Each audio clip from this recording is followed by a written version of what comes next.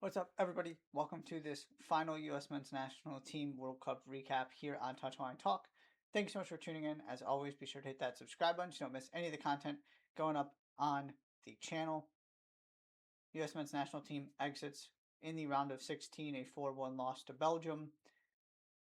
I want to spend most of the time kind of talking about the big picture of this tournament, so I'm not going to dive into the game too much. Couple big things I did want to focus on to start, though. Obviously, I did a quick short about the Flo Balogun situation. He plays in the game. I do think that game even goes maybe a little bit worse if he's not in there because of his ability to run the channels. And ultimately, this turns into a bigger conversation about this game being all of the things that you were concerned about regarding this team coming into the tournament. It's the lack of definitive action in the final third, that final, the instincts, the scoring touch, the world-class quality, that thing that this team just doesn't have. And you saw that in this game where the U.S. had spells of possession, had half chances and opportunities that didn't really turn into great quality chances. Belgium got a couple of quality chances. Those found the back of the net. That is the difference between a team like Belgium and a team like the U.S. And that gap was not bridged in the way that there was at least some optimism or reason to believe that it might have been, at least to a certain extent. Did not come across in this game. Second part was the defensive side of things. Obviously, you had some horrible mistakes, specifically what happened with the Matt Freeze situation on that goal. But you had confusion, you had poor marking, you had multiple defenders not having good moments. You can go through each goal, and there were multiple people that could have done better. Tim Ream looked his age in this game. He gets absolutely bullied on the second goal. That's not a good look. It was all the concerns, and right, both of these things you had not been seeing in this tournament, which is why I kept highlighting them as a positive, that they were scoring goals, they were putting the ball in the back of the net and finishing those chances at a high rate, specifically Balogun, and they were defending really, really well and not making mistakes. And all of it went out the window in this game. Some of that is certainly the higher level opponent. Some of that is this team just played really poorly. And Malik Tillman was one of the few guys who had a really good game. Again, scores another free kick goal to get them back in it. But immediately they concede the goal. You're chasing the game. You make a horrible mistake at the back with your goalkeeper. It's 3-1. Then Doku and Lukaku come on, and it's 4-1. And that is the other disappointing part of this, is that Belgium didn't even have to put out the strongest version of that team to do this to the U.S. Doku didn't start. De Bruyne didn't feature. There was a lot of talent sitting on that bench, and the U.S. had to go to their bench to try and change this game, and Sebastian Berhalter injected some life, but there really just wasn't that much there. And again, that's one of the differences between these two teams. And then the third thing I'll kind of throw in there, going back to the Balogun situation, just to wrap that up too. Part of the storyline surrounding this tournament was the political dynamic. And again, I'm not going to go through all of the things. We don't know exactly how and why Balogun was able to play, or what the rationale was, or who did what, or any of that.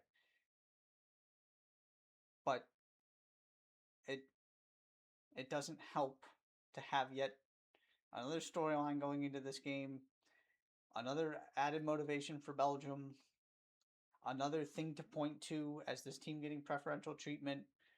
And so at least I thought there was a genuine chance that Balogun's eligibility may have tipped this game in the U.S.'s favor. And at least that's not the conversation here about whether intervention by FIFA, whether you agree with it or not, determined this game. Belgium deserved this game. They're deserved winners. They're going through. And ultimately, it just kind of leaves a bitter, uneasy taste in multiple regards. That became part of the conversation, and then that this team just played so poorly and didn't even give themselves an opportunity.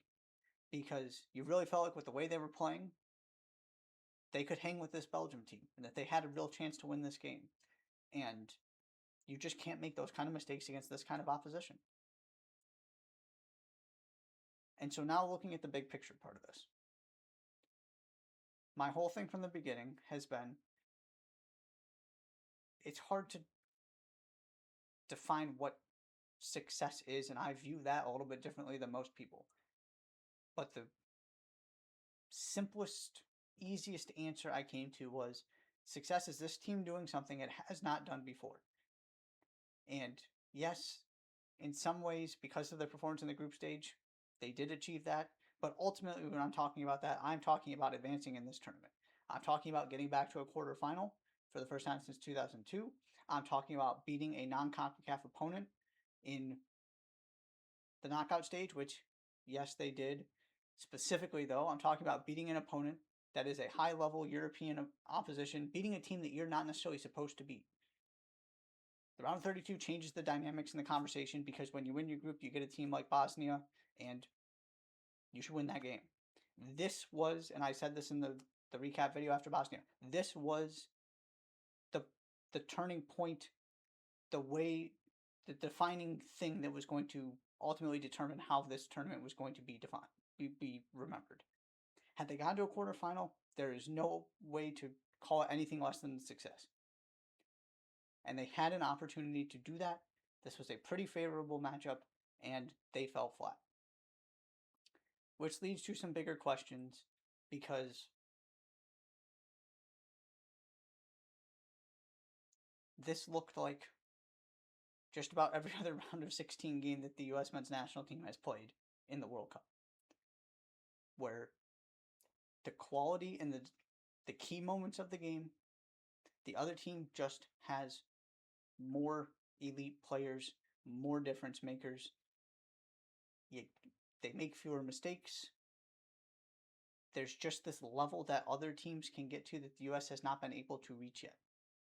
And so you take this group of players who showed what they can do in this tournament, in their prime, with one of the best coaches in the tournament, from at least from a resume standpoint, and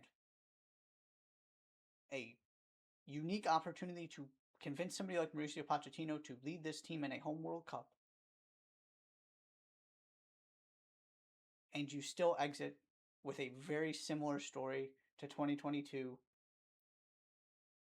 You know, the performance in 2014 was better than this one against a better Belgium team, right? This has been a consistent story.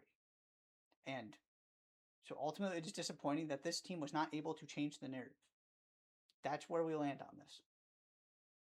We are talking about the same things. That being said, I made this point heading into the knockout stage, and I'm going to reiterate it here. I'm also not somebody who sees this in black and white and just believes it's a failure now. This team did win its group and won its group with a game to spare. This team did humiliate a Paraguay team that knocked out Germany, and in a very disgusting manner, but gave France a very difficult game. That team didn't all of a sudden just get bad. The U.S. did that to them. The U.S. did beat a European opponent in a knockout stage game. That matters too. This team performed well enough and delivered in a way that got this country to really believe and get excited and buy into them. That is part of what makes this, it's part of the calculus when you're talking about success and whether this tournament was a success. They did, I think, deliver on expectations, generally speaking. Not so much in this game, but overall, getting to the round of 16 is a fair, I still go back to this as a top 15 to 20 team in the world. Getting to the round of 16, I remember saying this after the Netherlands game too. That's where you're supposed to be. The hope was, with this group of players in their prime, at home, against an opponent that you can beat that is vulnerable, they take that next step and get back to the quarterfinals. And it didn't happen. But it wasn't embarrassing by any stretch of the imagination. And they played really, really well for most of this tournament and just had a stinker at the wrong time.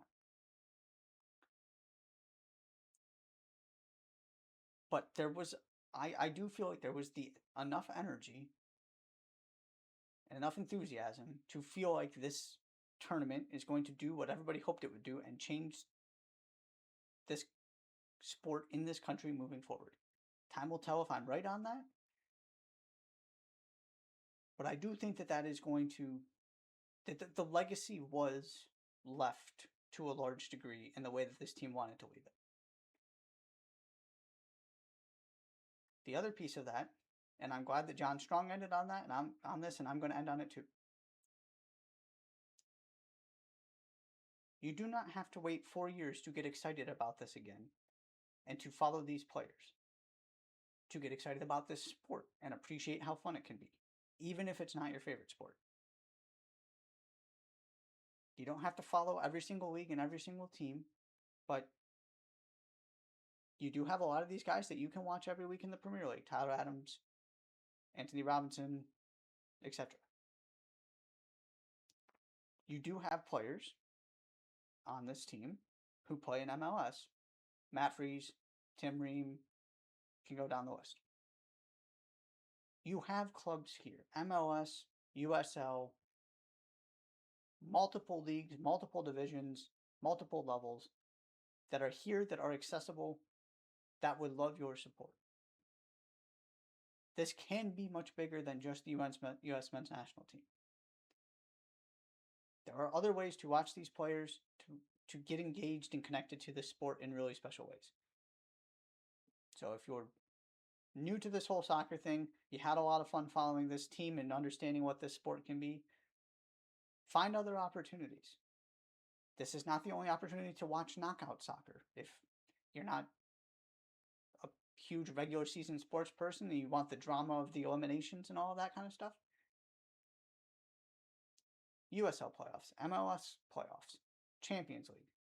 There are other spots, FA Cup. There are other spots for knockout excitement too, and the drama of that. So it's up to everybody to determine ultimately what the legacy of this team playing in a home World Cup and reaching the round of 16 is going to mean, and what this tournament is going to mean moving forward for this country. Because there is this detachment where you have Premier League fans, you have people who just jump in for the U.S. men's national team at high stakes moments, you have your MLS fans, but it's not consistent across the board, and that's okay. There are reasons for that, and they're understandable reasons, but I would encourage everybody, if you really enjoyed this and you want to get involved in this sport more, find ways to do it outside of just the U.S. men's national team, outside of just the U.S. women's national team. There are other really cool things going on in the sport. There are other really cool things going on locally in your area. Invest in them. Have a good time. Keep helping the sport grow. That's all I've got as the U.S. men's national team exits in the round of 16 at the hands of Belgium. Thanks so much for tuning in. Thanks so much for checking out these videos, and I will see you next time.